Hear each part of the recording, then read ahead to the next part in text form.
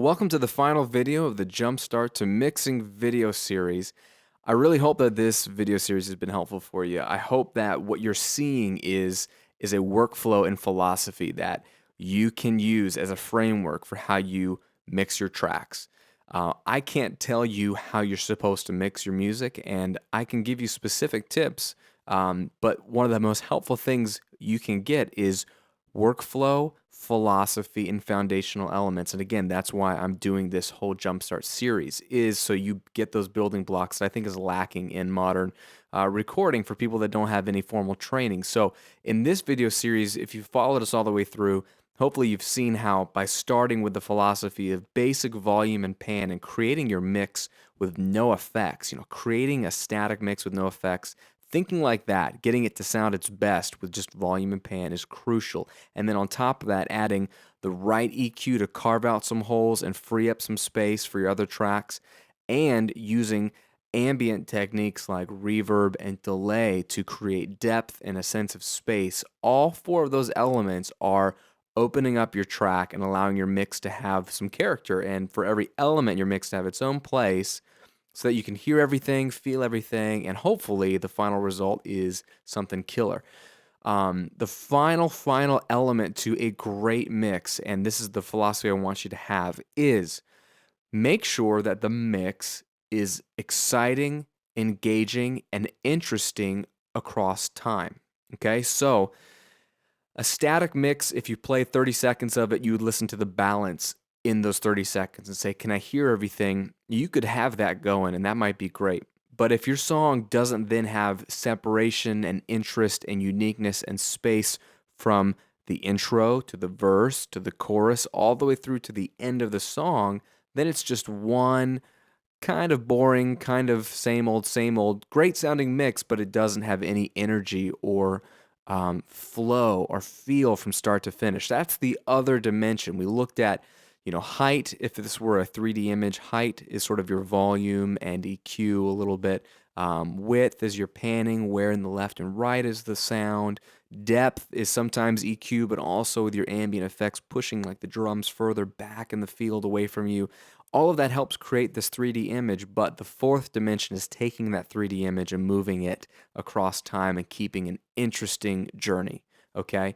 I can't overstate this enough, because what we do when we listen to great recordings and maybe mixes you are trying to emulate is we take for granted how engaging the arrangement is and how subtly perfect these arrangements really are. Even a simple classic rock tune, nothing really, heavy, not even a really complex arrangement, is very specific and intentional from how the chorus is versus how the intro started versus how they save certain elements for the bridge or what the dynamic is.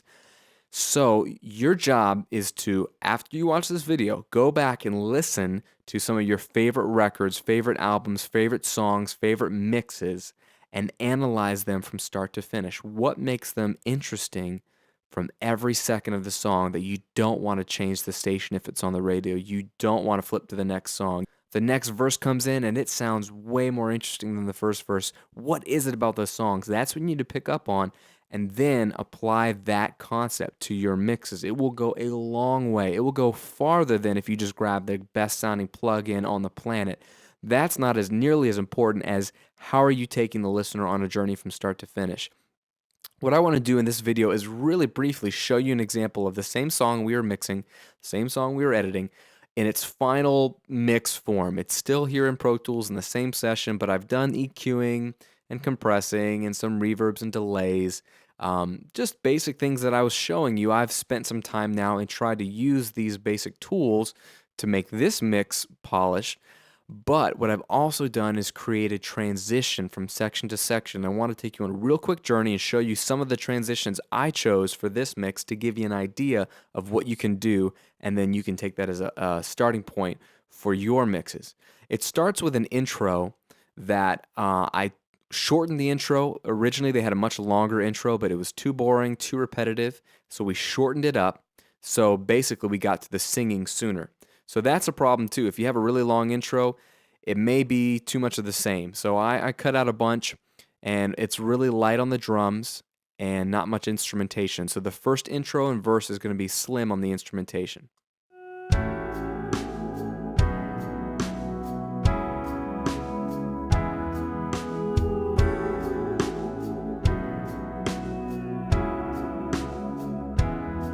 Find rest, my soul, in God alone. So the first change that I made, the first transition came in, 10 seconds into the song. A, the lead vocal starts singing. This is the verse. B, some of the low end of the piano and the bass disappeared. I thinned out the piano, and I took it also from a stereo piano to a mono piano, okay? There was a whole pad underneath it that gave it some beefiness. That fades out. If you take a look at my piano, it's this blue track here. It's a stereo piano track. It is panned hard left and right, but then the left pans to the center, and the right pans to the center. So on top of that, you get a whole EQ that cuts in right here. Rest, my soul. If you look at this EQ, you'll notice that it's really like a telephone effect on the piano. All the low end is cut out, including a lot of the mid-range. A lot of the high end is cut out. And this is automated to kick on just for this half of the verse. So take a listen to the verse. Find rest, my soul, in God alone. My hope comes from Him, from God alone. He alone is my rock and my salvation. You hear that? The piano comes back out. It's more natural again. It's back to being panned hard left and right, so it gets wider.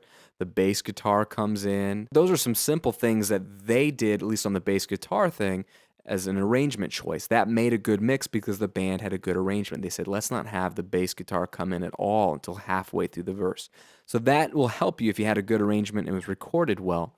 If you're just mixing it, there's things you can do like I did with the piano. I wanted an immediate change from the intro to the beginning. I want it to be thin and minimalistic. So you're just focusing on her lead vocal.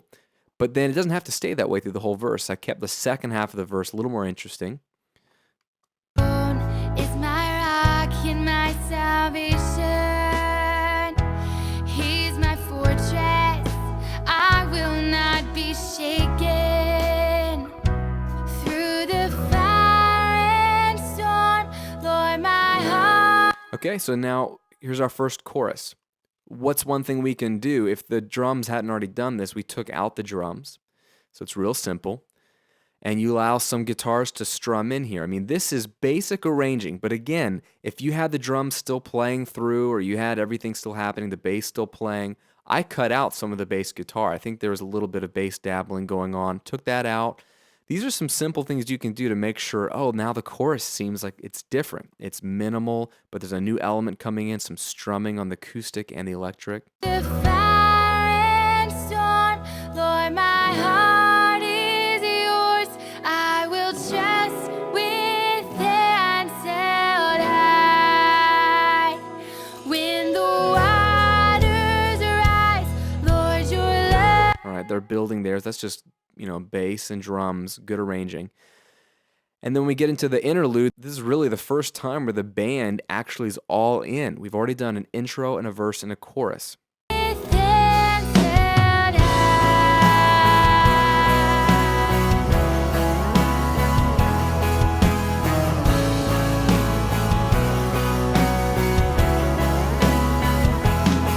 Find rest, my soul, in God alone.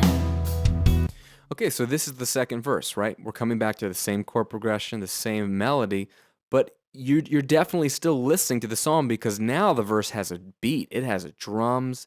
It has a little lead part going. It is way more interesting than the first verse. Remember, the first verse was just like this.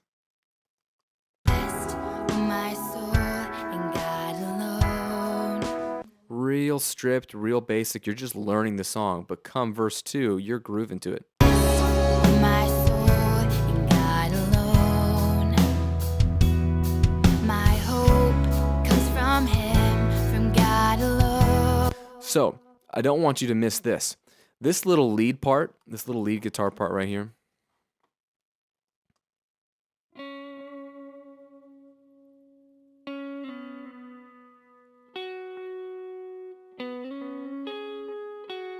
that little part goes a long way. If that weren't there, that would be something you'd want to consider recording or pulling something from another part of the song, because without that, it's just some basic chords. My soul in God alone.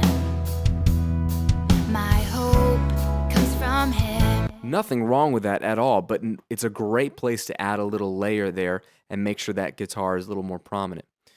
When we get into the second chorus, it's the same thing too. We have more guitars happening. Through the fire. You want to make sure, and this is what I did here, is that you follow the drummer sometimes. He's leading us into the chorus. Let me back up a bit. And he does a simple fill where he just does a couple of flams on the snare. Fortress, I will not be shaken. Through the fire. Right there.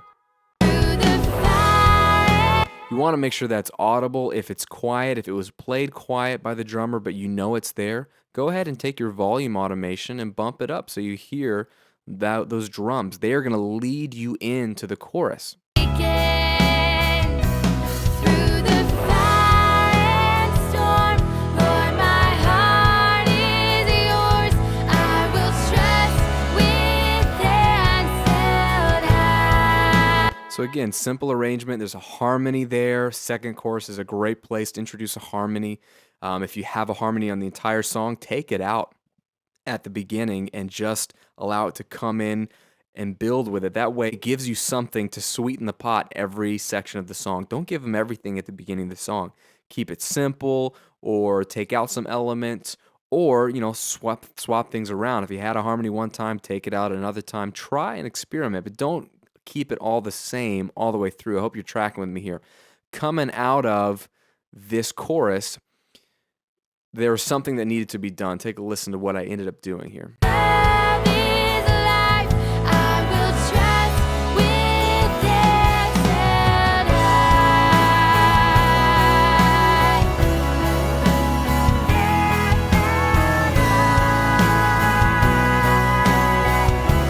Right? You hear that real affected vocal in the background? There was no singing there. Originally, that was all muted, and it was just she sings the hands held high, and we're back to the same interlude that we had in the first part of the song. If I mute these vocals, this doesn't sound any different than it did the first time through.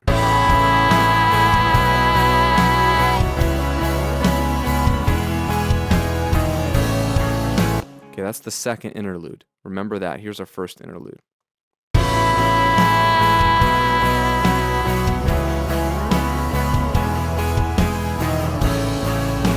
Except for maybe a doubled guitar, it's almost identical.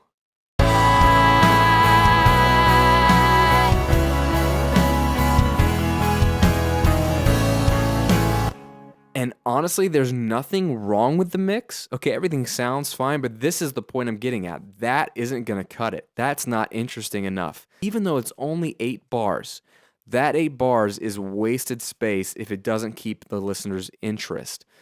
At this point, they've heard 2 verses and 2 choruses and that riff. Why are they going to stick around for the bridge if it's the same thing? Now, I know this may sound like I'm overthinking what the average listener is going to hear, but this is the way you want to think. You want to overthink and make sure every section is subtly interesting. I'm not saying make things complex and go nuts like it's a Dream Theater song or something, but I'm saying make sure that every element is changing, growing, and there's some reason to keep the listener around. And if you can't come up with something, the mix isn't done. So what I had to do, since there was nothing recorded here, is I copied her singing Hands Held High from before, and her harmony, the other girl that sang a harmony along. So it's just literally a copy of her singing Hands Held High. Only I pitch shifted a couple notes so that we had a different riff. I had her go up one, and I just did a real rough pitch shift. It's an extreme change, and so her vocals sound kind of off. But to compensate for that, I just went ahead and really thinned out the vocals with an EQ and buried it. So I overly affected it so you wouldn't even notice. But this is what keeps it interesting. Hands held high.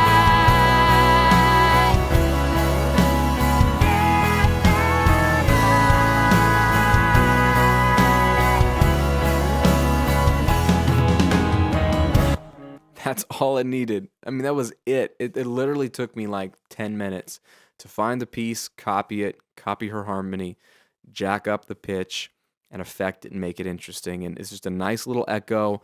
It's a different harmony. It's slightly different. It's just a subtle way to keep you wanting to listen to the end of this little riff. Now, that's not enough to save the rest of the song. The bridge better be darn good. And originally, it wasn't much different. It just chilled out for a bit. But what I ended up doing was really affecting the drum kit, and I pulled out all the drums except for the room mic, and I really overly compressed that. So hear what that sounds like coming into the bridge.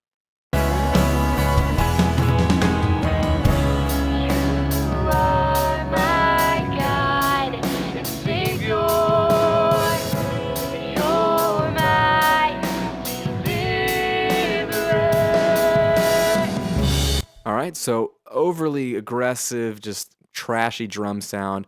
Real easy thing. I did a video on this on YouTube. You can check it out in the 5 Minutes to a Better Mix series. And all I did was pull out the close mics. I muted them all except for the room mic. And that's an overly compressed room mic sound that I just turned up the volume of.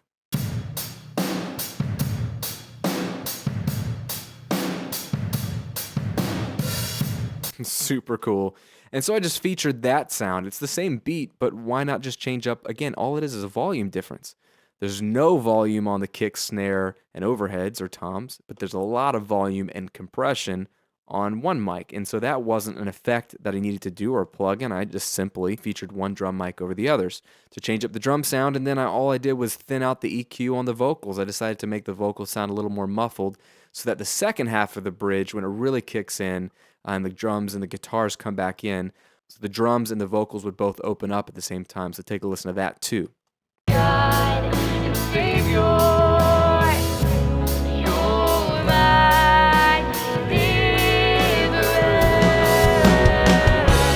You are my God. So 3 things happened here, and this is still in the bridge. To keep the bridge interesting, the drums come back in nice and clean on the snare fill, and I have that featured right there, which is so cool. So the punchy close snare mic comes back in, and then their vocals open up to a natural mix, so they're not EQ'd overly thin. So their clarity comes back in. And then the third thing is that I take his harmony, the guy singing the harmony, and instead of it being one of him, I allow his double to come back in, and I pan them hard left and right. So the vocals were like real intimate, right in the middle, and kind of muffled, and then they open up to being crisp and clean and clear, and also super wide.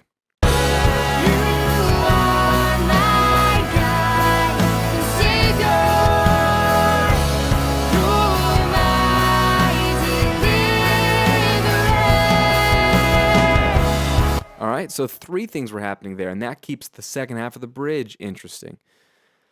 You see where I'm going with this. This is what takes time in mixing, is once you have a nice static mix happening, you're going through each section and making sure it transitions, and you're doing whatever it takes, whether it's automation, whether it's a different effect coming in, whether it's just muting a certain track for a certain part of a song, whatever it takes to keep a natural flow going into it. I'm at the final chorus, and again, they were a smart band and arranged this really well. They tracked a ton of more guitars. There's extra, EBow guitars and some double tapping, cool delay guitars. So actually, in this chorus, it's the 3rd chorus.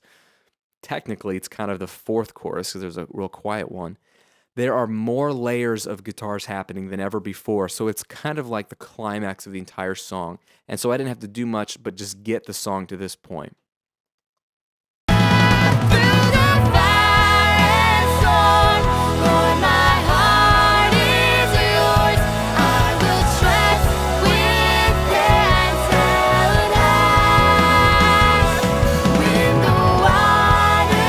So you can find the point of the song that you think is the most hype, let's say, the most dynamic, everything happening, and then you can work around that. For me, in this song, this final chorus was just where everything was going on. It was the most complex, the most compelling.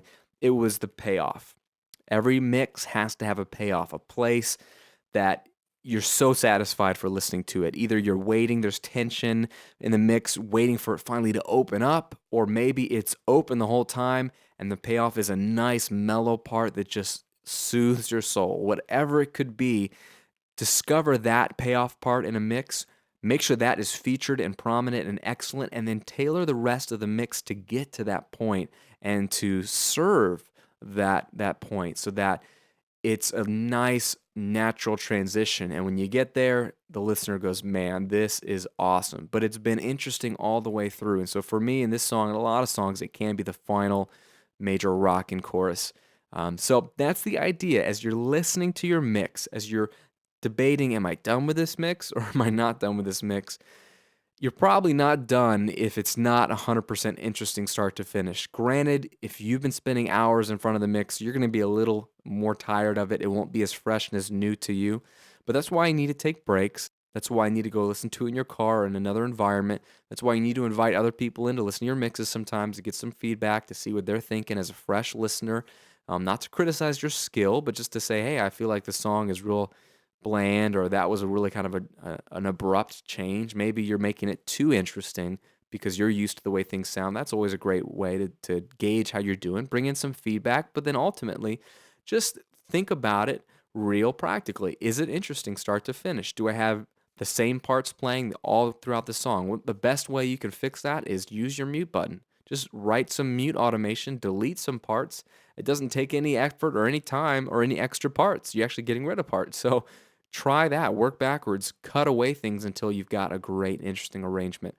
That is the final piece of the puzzle when it comes to mixing workflow. This is all I do. This is how I try to wrap up a good static mix that has the right volume balance, the right pan balance, the right EQ, so things are like sitting together nicely, and the right depth with ambience, delays, and reverb so that things have their space. Once those four elements are really working and I have a solid static mix, as I would say, that's when I'll bring in automation, and that's when I'll think through over time from the first note to the last note. Is this an interesting arrangement, an interesting musical piece, and a journey for the listener? If not, I'm going to tweak it till it's ready. And if it is, it doesn't have to be perfect. It just has to be real solid and feature the best parts of the song. Then you're done with a mix. I hope that helps you guys out. Use this as a jump start point for your mixes. If you have any questions, you can always email me at graham@therecordingrevolution.com. Pretty easy. I'll try to respond to you and answer your questions. I'd love to hear some of your mixes as you're wrapping things up and working on your mixes. Thanks for checking out the Jumpstart to Mixing series. Hope you enjoy some of the other Jumpstart series videos as they're meant to go together and they really will help you out. But I'm just grateful for your time. Thanks for hanging out with us, and God bless.